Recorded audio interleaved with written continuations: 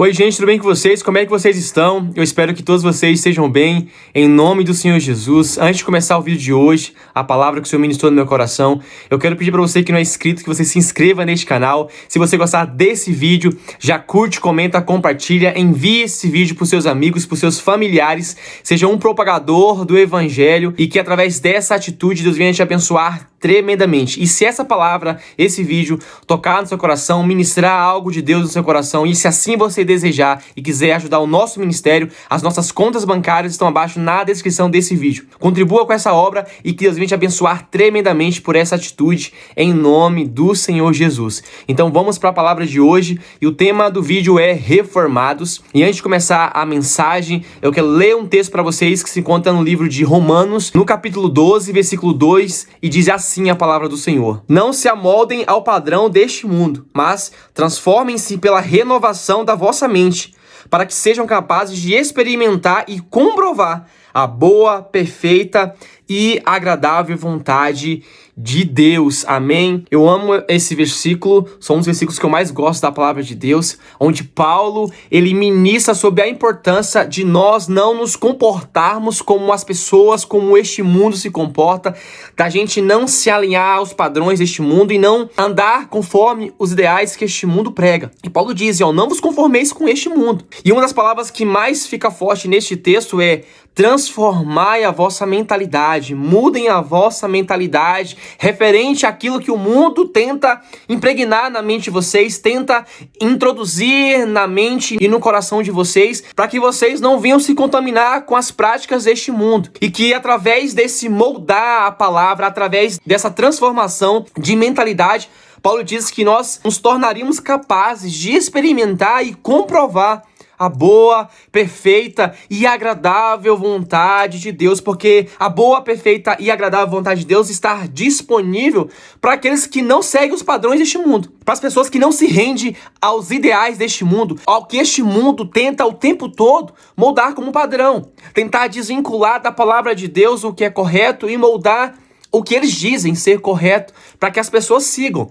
E quando a gente não segue esse padrão, quando a gente permanece diante da palavra do Senhor, seguindo a palavra do Senhor, o Senhor Deus nos garante, através dessa palavra, que nós seremos capazes de experimentar e comprovar o quão boa, perfeita e agradável é a vontade dele para as nossas vidas. Porque para aqueles que não seguem os padrões deste mundo, para aqueles que estão constantemente transformando a sua mentalidade, sendo transformados pela palavra de Deus, se tornam capazes de experimentar de tudo aquilo que Deus tem para cada um de nós. Os tesouros de Deus, como a palavra diz, os seus segredos são revelados para aqueles que o buscam, para aqueles que o temem. A vontade de Deus, ela é revelada, ela é experimentada, ela está sobre aqueles que buscam e temem o nosso Deus, aqueles que buscam e temem a sua palavra. E no decorrer da formação da igreja de Cristo, no decorrer da formação dessa igreja que nós fazemos parte hoje, passou por grandes momentos de reforma. O povo que fazia parte da igreja passou por reformas. Não pense você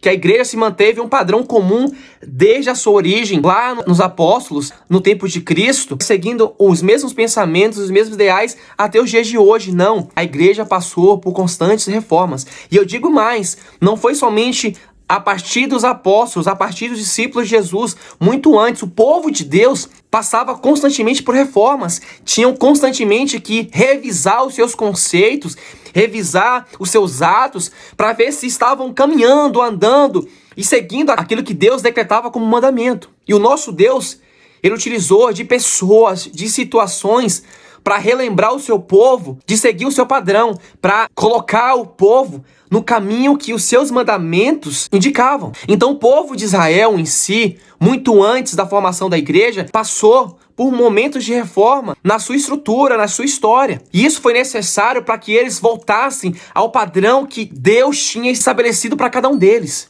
E esses momentos de reforma, esses momentos de revisão, de uma autoavaliação do povo, foi para que eles voltassem ao alinhamento que Deus tinha instituído para cada um deles. Porque no decorrer da história história do povo de Israel, o povo se corrompeu N vezes do padrão, do alinhamento ou do caminho que Deus tinha estabelecido para eles. E foi necessário Deus levantar homens, situações para que o povo refletisse sobre quem estavam sendo, sobre quais estavam sendo os seus atos, quais estavam sendo as suas atitudes ou que caminho eles estavam seguindo, para que eles não se desviassem completamente, se perdessem ou fossem extintos completamente. Não foi para isso que nós fomos gerados, formados. Deus não criou a humanidade para viver em um tempo e ser extinguida, não. Nós fomos chamados para experimentar de um tempo eterno com Deus. E para que a gente possa viver a eternidade com o Senhor, para que a gente possa experimentar de uma vida eterna junto ao Pai, nós temos que nos moldar ao padrão que Deus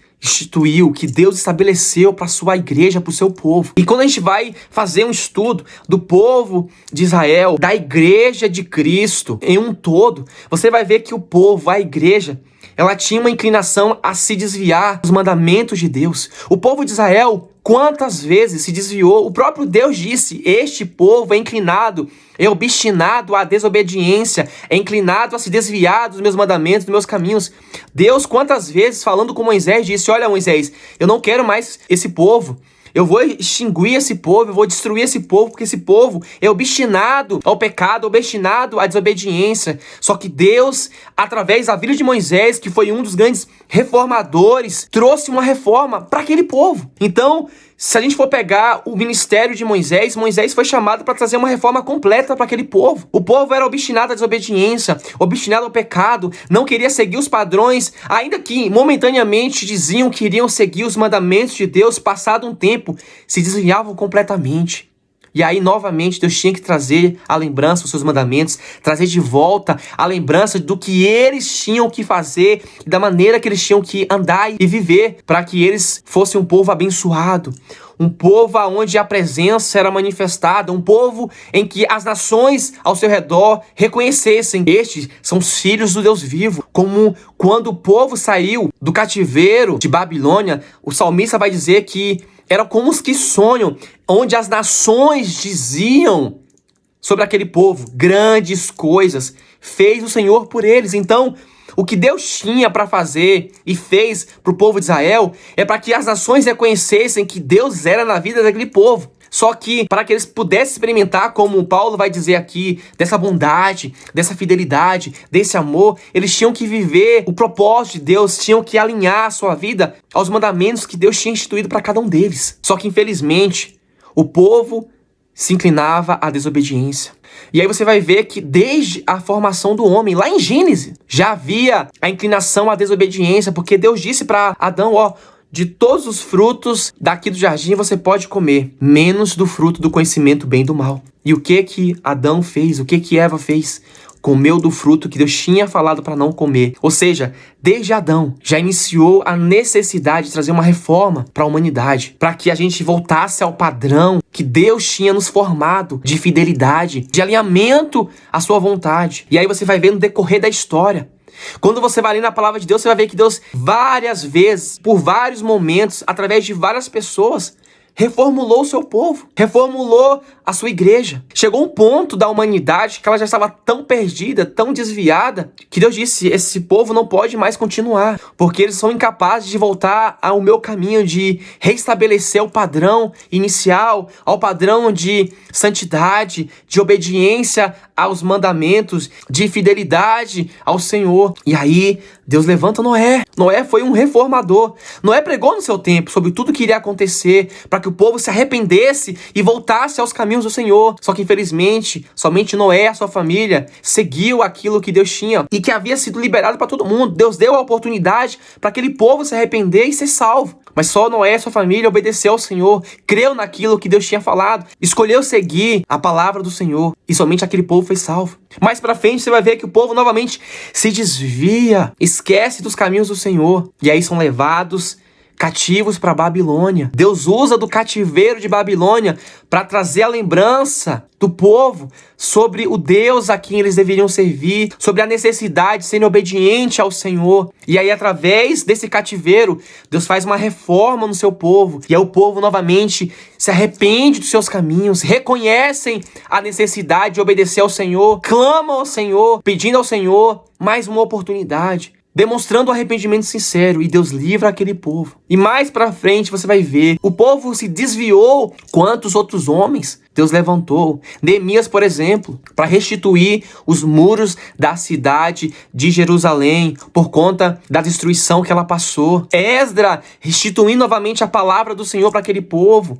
reformulando o coração daquele povo a voltar a um coração obediente, a um coração que segue a palavra de Deus, os mandamentos de Deus. E aí quando chega no tempo de Cristo, o próprio Jesus vem para trazer uma reforma no seu tempo, para chamar o seu povo novamente a um alinhamento, aos mandamentos, à vontade e ao querer de Deus. E aí você vai ver que só uma parte daquela sociedade, que só uma parte do povo de Israel aceita passar por essa reformulação, voltar ao padrão que Deus tinha instituído para aquele povo. Então, no decorrer da história da humanidade, do povo de Israel, e agora propriamente da igreja, as reformas foram necessárias para alinhar o povo ao propósito de Deus, para colocar o povo no caminho da obediência, para trazer a cada um de nós a necessidade de andarmos no caminho de obediência à palavra de Deus, para nos colocar no caminho diferente àquele que o mundo tem construído, trilhado para nós, nos colocar no caminho que é Cristo Jesus, porque ele mesmo disse: eu sou o caminho, eu sou a verdade e eu sou a vida, ninguém vem ao Pai a não ser por mim. O caminho que nós temos que seguir é Cristo. Qualquer outro caminho que seja diferente desse, qualquer outro evangelho que seja pregado, qualquer outra palavra ministrada, como o Senhor diz, que seja anátema para nós. Nós temos que seguir esse padrão. A igreja de Cristo precisa estar alinhada à palavra de Deus. E se ela se encontra diferente desse caminho, distante do caminho que o Senhor construiu para nós, distante da sua palavra, será necessária uma reforma para essa igreja. E eu vejo nos dias de hoje a igreja precisando passar por uma nova reforma, porque eu estou vendo uma igreja que tem criado uma acessibilidade para o pecado, uma igreja que perdeu a sua essência, a essência inicial de anunciar o evangelho, de pregar contra o pecado, de pregar contra as imoralidades deste mundo, de ir contra a mão que este mundo tem imposto sobre cada um de nós. Então eu vejo uma igreja que está se rendendo ao padrão deste mundo, uma igreja que não vive isso que Paulo diz, uma igreja que não tem transformado sua mentalidade no que diz respeito à palavra de Deus, mas que tem moldado o seu pensamento, o seu coração nas ideologias, nos preceitos que este mundo tem colocado para ela. Uma igreja que traz a acessibilidade para aqueles que vivem no pecado, de continuarem vivendo no pecado. Então sim, a nossa igreja, nessa geração, está precisando passar por uma reforma. E entender que nós precisamos, ainda que amar o pecador, mas colocar sobre ele o perigo que o caminho que ele tem trilhado de pecado trará sobre a vida dele uma consequência terrível. A igreja de hoje precisa ardentemente voltar ao início, aquele início que Jesus disse: olha, pregue o evangelho a toda criatura. E o evangelho de Cristo é um evangelho de arrependimento, para que a gente não venha se moldar ao padrão deste mundo, para que a gente não venha se render aos prazeres que a carne grita diariamente para cada um de nós. Viver o evangelho verdadeiro e genuíno, um evangelho que ama o pecador, mas que não aceita o pecado, um evangelho que aceita o pecador, mas diz: olha, você não pode mais continuar nessa vida sua, você não pode mais continuar nessa vida de pecado, porque foi isso que Jesus fez. Quando Jesus encontrou aquela adúltera, ele disse: olha, vá, os seus pecados são perdoados, mas não peque mais. Hoje está sendo ao contrário. Aceita o adúltero, aceita a prostituta, abraça, diz: Jesus te ama, e só. E não fala do perigo que a vida que aquela pessoa está construindo através do pecado trará futuramente como consequência para ela. João, quando escreve o livro de Apocalipse, lá no capítulo 22, no versículo 4, ele diz que bem-aventurados, felizes são aqueles que lavam as suas vestes no sangue do Cordeiro, porque através disso conseguem adquirir o direito à vida eterna. Nós precisamos lavar as nossas vestes, ainda que diariamente, no sangue de Jesus, entendendo que nós precisamos viver em santidade. Uma vida com Jesus não vai ser uma vida perfeita, meu querido. Você vai passar por tribulações, por perseguições, por tentações, e ainda que você caia, é você entender que você precisa voltar ao padrão de santidade que o evangelho prega para você. Você não pode se render a esse pecado. Você não pode se render às suas vontades e entender que tá tudo bem isso. Não tá tudo bem. Porque a sua vida de pecado, esse caminho que você está trilhando vai te levar à morte,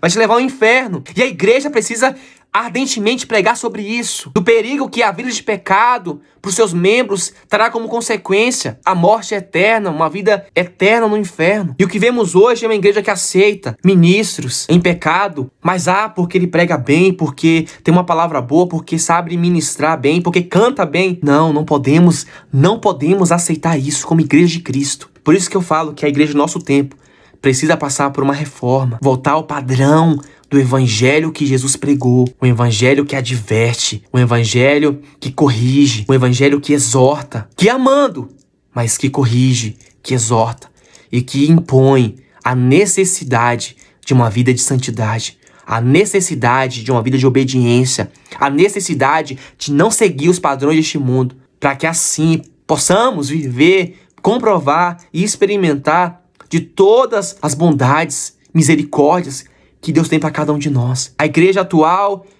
prega uma hipergraça onde tudo é permitido, onde tudo me é lícito. Esquece que a palavra disse, tudo me é lícito, mas nem tudo me convém. Então eu vejo a igreja pregando para os seus membros, tudo te é lícito. E a parte B é esquecida, que diz que nem tudo te convém. Então que se levantem aqueles que não se moldem ao padrão deste mundo, que se levantem aqueles que pregam o evangelho genuíno para mostrar para este mundo que o caminho que as pessoas que seguem este mundo trilham é um caminho de morte. Nós precisamos pregar isso para o mundo. Jesus está voltando. Se nós não conduzimos o povo deste mundo a lavar suas vestes no sangue do Cordeiro, a se arrepender de seus caminhos, a voltar ao padrão da palavra de Deus, aos seus mandamentos, nós seremos punidos por isso. Não pense você que o problema é do outro que segue o pecado.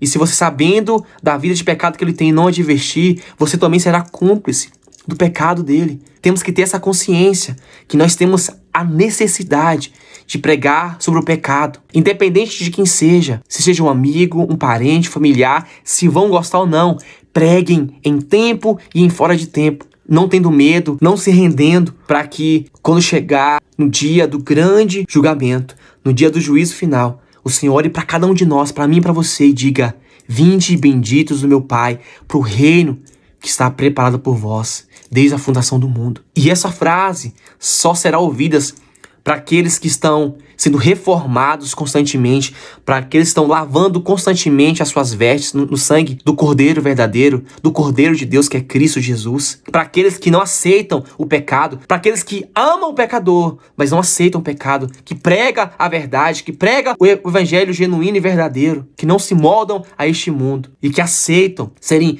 corrigidos e reformulados pelo Senhor, porque a palavra diz que o Pai corrige o filho que ama. Então, se você está passando por uma fase de correção de Deus, se alegre, meu querido, porque Deus está falando com você ainda. Ele te ama. Isso é uma demonstração do amor dele por você. Triste são aqueles que não ouvem mais a voz, que não ouvem mais o Senhor falando com eles. Se você está passando por uma fase hoje de reformulação, de ser reformulado, reformado, alegra-te, porque o Senhor ainda tem prazer em você. E nós, como igreja, precisamos nos moldar, nos reformar mediante ao evangelho de Jesus, genuíno e verdadeiro evangelho, para que possamos assim mostrar para este mundo que só há um caminho, que só há uma verdade e que só há uma vida, que é Cristo Jesus, e que ninguém, nem outro caminho, levará este povo à salvação se não for Cristo Jesus. Por isso nós temos a necessidade de pregar sobre isso, sobre a necessidade que a igreja, que este mundo precisa da reformulação do evangelho de Cristo,